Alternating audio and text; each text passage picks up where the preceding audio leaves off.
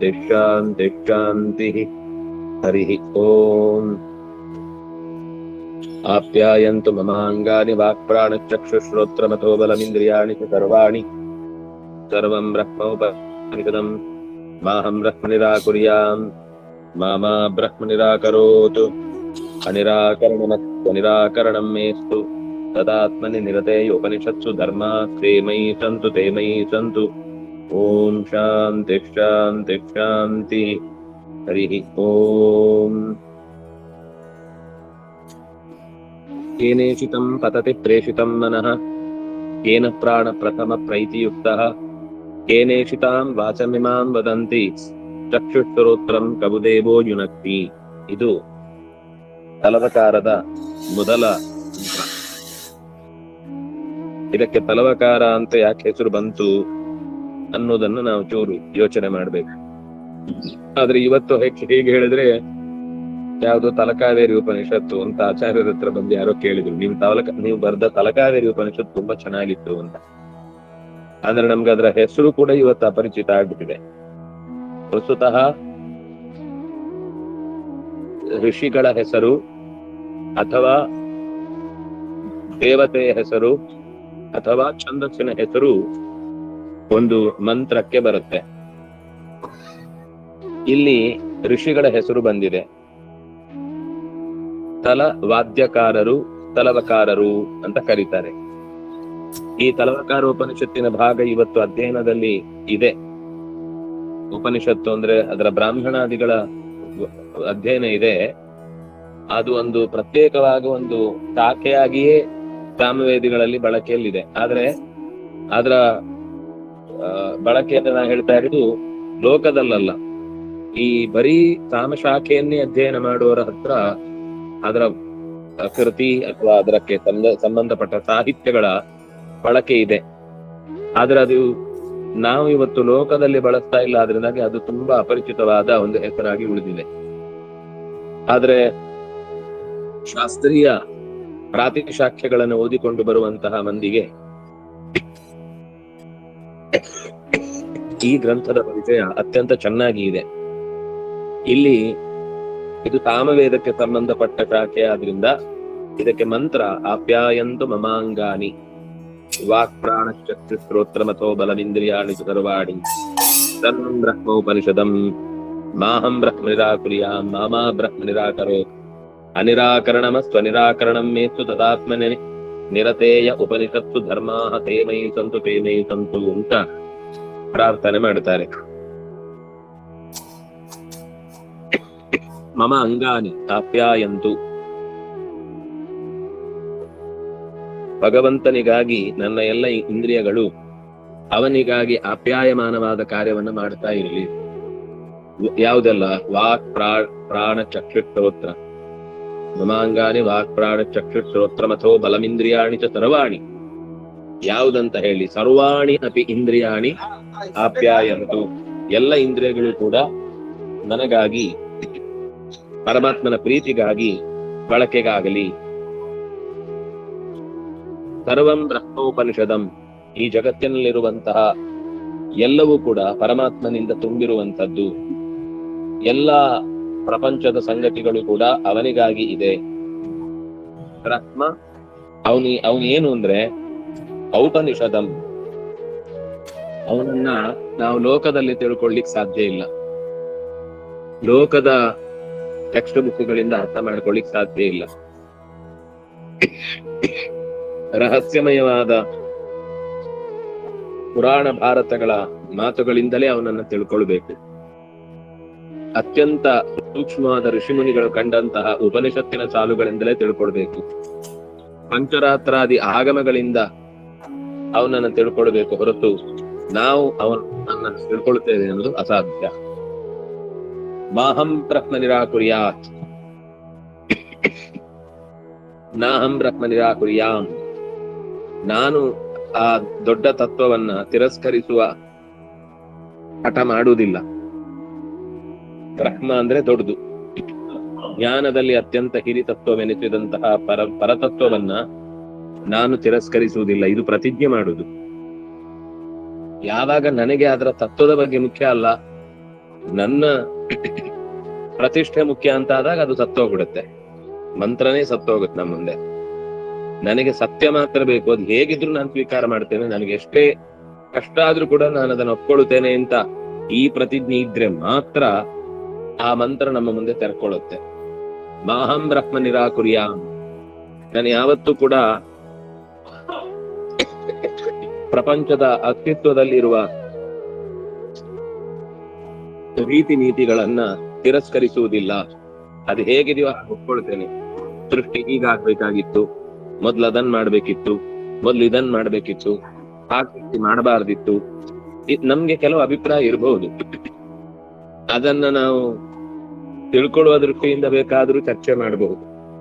ಆದ್ರೆ ಅದು ಅವನ ಮೇಲಿನ ಆಕ್ಷೇಪ ಆಗಿ ಉಳಿದ್ರೆ ಆ ತತ್ವ ಎಂದೂ ಕೂಡ ಅಂದ್ರೆ ದೇವರ ವಿಷಯದಲ್ಲಿ ನಾವು ಪ್ರಶ್ನೆ ಮಾಡಬಾರ್ದು, ಅದು ಹೇಗಿದೆಯೋ ಹಾಗೆ ಒಪ್ಕೊಳ್ಳೋದು ಅಂತಂದ್ರೆ ಹೇಳಿದ್ದನ್ನೆಲ್ಲ ಒಪ್ಕೊಳ್ಬೇಕು ಅಂತ ಅಭಿಪ್ರಾಯದಲ್ಲಿ ಹೇಳ್ತಿಲ್ಲ. ಕೆಲವು ಬದಲಾಗದ ತತ್ವ ಇದೆ, ಸತ್ಯ ಇದೆ, ಸತ್ವ ಇದೆ, ಅದು ಹಾಗೇನೆ ಇರುದು. ನಾವ್ ಏನ್ ಮಾಡಿದ್ರು ಅದು ಅವನು ಮಾಡಿದ್ದಲ್ಲ. ಈಗ ಪರಮಾತ್ಮ ಮಾಡ್ತಾನ ಅಂತ ಕೇಳಿದ್ರೆ ಪರಮಾತ್ಮ ಮಾಡುದು ಅಲ್ಲ, ಪ್ರಕೃತಿಯ ನಿಯಮ ಇರುವುದು ಹಾಗೆ. ಪ್ರಾಕೃತಿಕವಾದ ನಿಯಮಗಳಿಗೆ ಭಗವಂತ ಅದರ ಯಥಾ ಪ್ರಕಾರವಾದ ಸ್ವಭಾವವನ್ನ ತತ್ ಕಾಲದಲ್ಲಿ ಆ ವ್ಯಕ್ತಿ ಯಾಕೆ ಹಾಗಿದ್ದಾರೆ ಅಂದ್ರೆ ಹಾಗಿದ್ದಾರಷ್ಟೇ. ಅವ್ರನ್ನ ಬದಲು ಮಾಡ್ಬೋದಲ್ವಾ ದೇವರು? ಅವನು ಎಲ್ಲ ಸರ್ವ ಸಮರ್ಥ ಅಲ್ವಾ? ಅವ್ರಿಂದ ಯಾಕೆ ನಂಗೆ ತೊಂದರೆ ಆಗ್ತಾ ಇದೆ? ಅವರ ಗುಣ ನಡತೆಗಳನ್ನ ಯಾಕೆ ತಿದ್ದಬಾರದು? ದೇವ್ರು ಇಷ್ಟೆಲ್ಲ ನಮ್ಗೆ ಹೆಲ್ಪ್ ಮಾಡ್ತಾನೆ, ಅವನ ಕಳ್ಳತನವನ್ನ ಬಿಡಿಸಬಹುದಲ್ವಾ? ಅವನ ಸುಳ್ಳತನವನ್ನ ಬಿಡಿಸಬಹುದಲ್ವಾ? ಅಥವಾ ಅವನ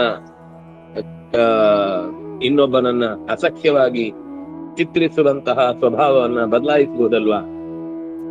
ಬೇರೆ ಯಾವ ರೀತಿಯಿಂದಲೂ ಕೂಡ ನನಗೆ ಜಗತ್ತಿನ ಅಸ್ತಿತ್ವದ ಬಗ್ಗೆ ಪ್ರಶ್ನೆ ಇಲ್ಲ. ಆದ್ರೆ ಇಂತಹ ವಿಷಯದಲ್ಲಿ ಬೇವು ಯಾಕೆ ಕಹಿ ಇದೆ, ಮಾವು ಯಾಕೆ ಬರೀ ಸಿಹಿ ಇದೆ, ಇದನ್ನ ಬದಲಾಯಿಸಬಹುದಲ್ವಾ ಅಂತ ನಮ್ಗೆ ಪ್ರಶ್ನೆಗಳು ಬರ್ತಾವೆ. ಅದಕ್ಕೆ ಮೊದಲು ಮಾಡುವ ಪ್ರತಿಜ್ಞೆ ಮಾಹಂ ಬ್ರಹ್ಮ ನಿರಾಕುರ್ಯಾಂ, ಅಹಂ ಬ್ರಹ್ಮ ಮಾ ನಿರಾಕುರ್ಯಾಂ.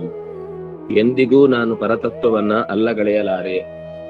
ನಾನಲ್ಲಗಳೆಯದೇ ಇರಬಹುದು, ನನ್ನ ಅರ್ಹತೆ ಎಲ್ಲೋ ಹೆಚ್ಚು ಕಮ್ಮಿಯಾಗಿ ನನ್ನನ್ನೇ ತಿರಸ್ಕರಿಸಿ ಬಿಟ್ರೆ, ಮಾಹಂ ಬ್ರಹ್ಮ ನಿರಾಕುರ್ಯಾಂ ಮಾಮಾ ಬ್ರಹ್ಮ ನಿರಾಕರೋತ್, ಅಲ್ಲಿ 2 ಸರ್ತಿ ಪ್ರಾರ್ಥನೆ. ಬ್ರಹ್ಮ ಮಾಮಾ ನಿರಾಕರೋತ್, ದಯವಿಟ್ಟು ನನ್ನನ್ನ ಆ ತತ್ವ ತಿರಸ್ಕರಿಸದೇ ಇರಲಿ, ನನ್ನ ಅಸ್ತಿತ್ವಕ್ಕೆ ನನ್ನ ಅಸ್ತಿತ್ವವನ್ನ ದೂರೀಕರಿಸದೇ ಇರಲಿ. ನನಗೆ ಬೇಕಿರುವ ಸತ್ಯವನ್ನ ತಿಳಿಸುವ ವಿಷಯದಲ್ಲಿ ನಾನು ಎಷ್ಟು ಬೇಕಾದ್ರೂ ಅದರ ಜೊತೆಗೆ ಹೊಂದಾಣಿಕೆ ಮಾಡಿಕೊಳ್ಳಿಕ್ಕೆ ತಯಾರು. ನಾರಾಯಣ.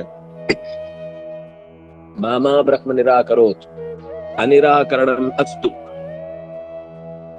ದಯವಿಟ್ಟು ನನ್ನನ್ನು ನಿರಾಕರಿಸಿ, ಅನಿರಾಕರಣಂ ಅಸ್ತು, ನನ್ನನ್ನು ಸ್ವೀಕರಿಸುವಂತಾಗಲಿ.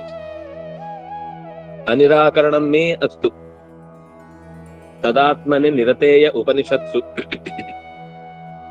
ತತ್, ಆ ಬ್ರಹ್ಮ ನನ್ನೊಳಗೆ ನಿಲ್ಲಿಸಿದಂತಹ, ನನ್ನನ್ನೇ ಸದಾ ಎಚ್ಚರ ಇದ್ದು ನನ್ನ ಎಲ್ಲ ಆಗುಹೋಗುಗಳನ್ನು ನೋಡುವ ನಿರತೇಯ ಉಪನಿಷತ್ಸು, ರಹಸ್ಯಮಯವಾದಂತಹ ಮಾತುಗಳಲ್ಲಿ, ಉಪನಿಷತ್ತಿನ ವಾಕ್ಯಗಳಲ್ಲಿ ತುಂಬಿಕೊಂಡಿರುವಂತಹ ಆ ತತ್ವ ನನಗೆ ಅತ್ಯಂತ ಹತ್ತಿರದ ತತ್ವವಾಗಲಿ. ತದಾತ್ಮನೇ ಉಪನಿಷತ್ಸು ಧರ್ಮ ತೇಮಯಿ ಸಂತು ತೇಮಯಿ ಸಂತು. ಆ ಧರ್ಮಗಳು ಪರಮಾತ್ಮನ ಕುರಿತಾದ ಅರಿವಿನ ಸಾಲುಗಳು ನನ್ನಲ್ಲಿ ನೆಲೆಗೊಳ್ಳಲಿ. ತದಾತ್ಮನೇ ನಿರತೇಯ ಉಪನಿಷತ್ಸು ಧರ್ಮಾಹ, ಧರ್ಮಾಹ ಅಂದ್ರೆ ಲೋಕದ ತತ್ವಗಳು, ಭಗವಂತನ ರೂಪಗಳು, ಅಥವಾ ಸಮಸ್ತ ಜೀವರಾಶಿಗಳ ಯಥಾ ಪ್ರಕಾರವಾದ ಸ್ವಭಾವ ಎಲ್ಲವೂ ನನಗೆ ಅರ್ಥವಾಗುವಂತೆ ನನ್ನಲ್ಲಿ ನೆಲೆಗೊಳ್ಳಲಿ ಅಂತ ಬಹಳ ಸುಂದರವಾದ ಪ್ರಾರ್ಥನೆ. ಇದಕ್ಕೆ ನಾವು ಬದ್ಧರಾಗಿರ್ಬೇಕು ಅನ್ನೋದು ಮುಖ್ಯ. ನಾವು ಬದ್ಧರಾಗದೆ ಕೇವಲ ನಮಗೊಂದು ವಿಶೇಷವಾದ ಅನುಗ್ರಹ ಬೇಕು ಅಂತ ಅಷ್ಟೇ ಪ್ರಾರ್ಥನೆ ಮಾಡಿದ್ರೆ ಅದು ಅಪರಿಪೂರ್ಣವಾಗುತ್ತೆ. ಹಾಗಾಗಿ ಪ್ರಾರ್ಥನೆಯ ಮೊದಲ ಮಾತು ಇರುವುದೇ ಧರ್ಮಾಹ ತೇಮೈ ಸಂತು. ಭಗವಂತನ ಕುರಿತಾದ ಎಲ್ಲ ವಿಶ್ವಾದಿ ರೂಪಗಳು, ಅಜಾದಿ ರೂಪಗಳು, ಮತ್ಸ್ಯಾದಿ ರೂಪಗಳು, ಕೇಶವಾದಿ ರೂಪಗಳು, ಹಗಲು ರಾತ್ರಿ ನಿರಂತರ ಏನೇನು ಕಾಪಾಡುವುದಕ್ಕಾಗಿ ನಿಯಮನಗೊಳಿಸಿದ್ದಾರೆ. ಧರ್ಮೋ ಧರ್ಮ ವಿದುತ್ತಮ.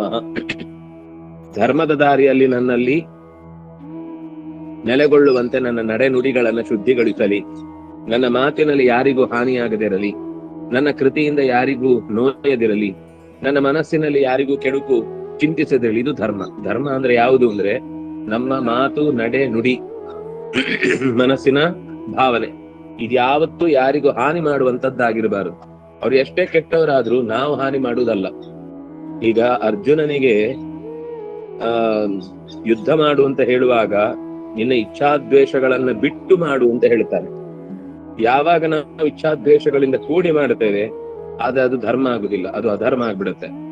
ಅಧರ್ಮ ಆಗುದು ಯಾಕೆ ಅಂದ್ರೆ ಯಾವತ್ತೂ ಕೂಡ ಸೆಲ್ಫ್, ನನ್ನತನವನ್ನ ನಾನು ನನ್ನ ಎಮೋಷನ್ ಅನ್ನ ಆ ಕ್ರಿಯೆಯಲ್ಲಿ ಜೋಡಿಸುವುದು.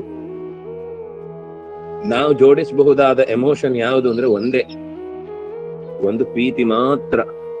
ಉಳಿದು ಯಾವುದೂ ಕೂಡ ನಾವು ಜೋಡಿಸಿದಷ್ಟು, ಅದು ಕೂಡ ಪ್ರೀತಿ ಮೂರ್ಖತನದಿಂದ ಜೋಡಿಸಿದ್ರೆ ಉಪಯೋಗ ಇಲ್ಲ.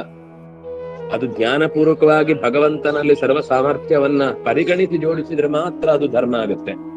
ಇಲ್ಲ ಅಂದ್ರೆ ಅದು ಅಧರ್ಮ ಆಗುತ್ತೆ.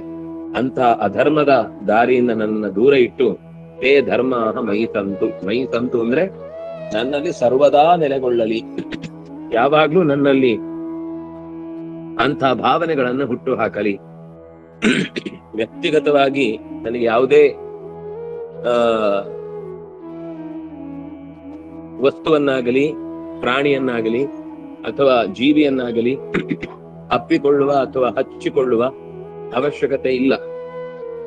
ಆದ್ರೆ ಹಚ್ಚಿಕೊಳ್ತೇನೆ ಅಂತಂದ್ರೆ ಆಗ ಅದರ ಹಿಂದೆ ಏನೋ ಒಂದು ಸ್ವಾರ್ಥ ಇರುತ್ತೆ ಅಂತ ಅರ್ಥ. ಸ್ವಾರ್ಥ ಅಂದ್ರೆ ಏನೋ ದುಡ್ಡಿನ ಲಾಭ ಅಥವಾ ವಸ್ತುಗಳ ಲಾಭವೇ ಆಗ್ಬೇಕು ಅಂತಿಲ್ಲ. ಕೇವಲ ನಮ್ಮ ಕಡೆಯವರು, ಅವರಿಗೆ ಎಲ್ಲವೂ ಸಿಗಬೇಕು, ಇತರರಿಗೆ ಅದು ಸಿಗದಂತೆ ಆಗಬೇಕು ಅನ್ನುವ ಯೋಚನೆಗಳಿದ್ದಾಗ್ಲೂ ಅದು ಸ್ವಾರ್ಥವೇ. ಇದ್ಯಾವುದೂ ಇಲ್ಲದೆ ಯಾವುದಕ್ಕೆ ಯೋಗ್ಯವೋ, ಯಾವುದಕ್ಕೆ ಅರ್ಹವೋ ಅಂತದ್ದು ಆಯಾ ಪದಾರ್ಥಗಳು ಆಯಾ ವ್ಯಕ್ತಿ ವಸ್ತುಗಳ ಸುತ್ತ ಅದು ಸುಳಿಯಲಿ ಅಂತ ಭಾವಿಸುವುದು ಶಾಂತಿ ಅನ್ನುವ ಶಬ್ದದ ಹಿನ್ನೆಲೆಯಲ್ಲಿ ಹುಟ್ಟುವಂತಹ ಭಾವ. ಆಗ ಅದು ಶಾಂತಿ ಶಾಂತಿ ಶಾಂತಿ ಅನ್ನೋದು ಸರಿ ಹೋಗುತ್ತೆ. ಸರಿ, ಇದಿಷ್ಟು ಇದಕ್ಕೆ ಪೂರ್ವ ಸಿದ್ಧತೆಯಾಗಿ ಹೇಳಿದ ಮಂತ್ರ ಆಯ್ತು. ಅಂದ್ರೆ ಈ ಪ್ರಾರ್ಥನೆ ಮಾಡಿದ್ಮೇಲೆ ಈ ಮಂತ್ರಕ್ಕೆ ಪ್ರವೇಶ ಮಾಡಿದ್ರೆ ಆವಾಗ ನಮಗೆ ಅದರಿಂದ ಹೇಳುವ ಸಂಗತಿಗಳು ಹೆಚ್ಚು ಮನಸ್ಸಿಗೆ ತಟ್ಟತ್ತೆ ಮತ್ತು ಮನಸ್ಸಿನಲ್ಲಿ ಉಳಿಯತ್ತೆ. ತಟ್ಟಿದ ಮೇಲೆ ಉಳಿಲಿಕ್ಕೆ ಸಾಧ್ಯ. ಈ ಸ್ವಾರಸ್ಯ ಏನು ಅಂದ್ರೆ ಈ ಉಳಿಯುವ ಸ್ವಾರಸ್ಯ ಏನು ಅಂತಂದ್ರೆ, ಒಂದು ಪ್ರಶ್ನೆ ಹೇಗೆ ಕೇಳಬೇಕು ಅನ್ನೋದಕ್ಕೆ ಈ ಉಪನಿಷತ್ತು ತುಂಬಾ ಸುಂದರವಾದ ಪೀಠಿಕೆಯನ್ನ ಹಾಕಿತ್ತೆ. ಕೇನೇಷಿತಂ ಪತತಿ ಪ್ರೇಷಿತಂ ಮನಃ. ಈ ಪ್ರಶ್ನೆ ಸರಿ, ನಮ್ಗೆ ಪ್ರಶ್ನೆ ಅಂತ ಕೇಳಿದ ತಕ್ಷಣ ಮೊದಲು ಬರ್ಬೇಕಾದ ಪ್ರಶ್ನೆ ಏನು ಅಂದ್ರೆ, ಇದು ಯಾರ ಪ್ರಶ್ನೆ, ಯಾರ ಹತ್ರ ಕೇಳ್ತಾ ಇರುವ ಪ್ರಶ್ನೆ. ಯಾಕೆಂದ್ರೆ ಪ್ರಶ್ನೆಗೆ ವ್ಯಾಲ್ಯೂ ಬರುದು ಯಾವಾಗ ಅಂದ್ರೆ ಯಾರು ಕೇಳ್ತಾ ಇದ್ದಾರೆ ಅನ್ನೋದ್ರ ಮೇಲೆ. ಯಾವನೊಬ್ಬ ಮೂರ್ಖ ನನಗದು ಹೇಳಿ ಇದು ಹೇಳಿ ಅಂತಂದ್ರೆ ಪ್ರಶ್ನೆ ಭಾರವಾದದ್ದಿರ್ಬೋದು, ಆದ್ರೆ ಯಾರು ಕೇಳಿದ್ದಾರೆ ಅನ್ನೋದು ನೋಡಿದ್ಮೇಲೆ ಬಿಡಿ, ಅವನೇನು ಅದ್ರ ಬಗ್ಗೆ ಅಷ್ಟು ಗಂಭೀರವಾಗಿ ಕೇಳಿದ್ದಲ್ಲ, ಅವ್ನು ಯಾರೋ ಕೇಳಿರ್ತಾರೆ, ದೊಡ್ಡವನಾಗ್ಬೇಕು ಅಂತ ಅವ್ನು ಕೇಳ್ತಿದ್ದಾನೆ ಅಂತ ಅನ್ಕೊಂಡು ನಾವು ತಕ್ಷಣವೇ ಅದರ ವಿಷಯದಲ್ಲಿ ಅಷ್ಟು ಗಂಭೀರ, ಯಾಕೆಂದ್ರೆ ತಗೊಳ್ಬೇಕಾದ ಶಕ್ತಿ ಅವನಲ್ಲಿ ಇಲ್ಲ. ಸುಮ್ನೆ ಪ್ರಶ್ನೆ ಕೇಳಬೇಕು ಅಂತ ಕೇಳ್ತಿದ್ದಾನೆ ಅಂತ ಉತ್ತರ ಕೊಡುವವನು ಕೂಡ ಸುಮ್ಮನಾಗ್ತಾನೆ, ಮತ್ತೆ ಅದಕ್ಕೆ ಗಂಭೀರವಾದ ಉತ್ತರ ಕೊಡುವುದು ಇಲ್ಲ.